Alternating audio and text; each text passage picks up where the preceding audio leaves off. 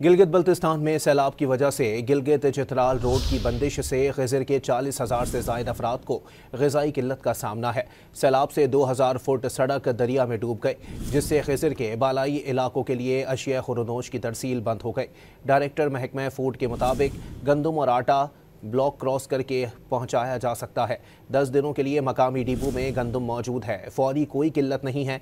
सूबाई वज़ीर गिलगित गुलाम मोहम्मद ने कहा है कि चित्राल इंतज़ामिया ने खुराक की तरसील के लिए अहकामात दे दिए हैं। गिलगित बल्तिस्तान में सैलाब की वजह से गिलगित चित्राल रोड की बंदिश से खिज़र के 40,000 से ज़ायद अफराद को ग़िज़ाई किल्लत का सामना है। सैलाब से 2,000 फुट सड़क दरिया में डूब गई, जिससे खिज़र के बालाई इलाकों के लिए अशिया खुरनोश की तरसील बंद हो गई। डायरेक्टर महकमा फूड के मुताबिक गंदम और आटा ब्लॉक क्रॉस करके पहुंचाया जा सकता है। 10 दिनों के लिए मकामी डिपो में गंदम मौजूद है। फौरी कोई किल्लत नहीं है।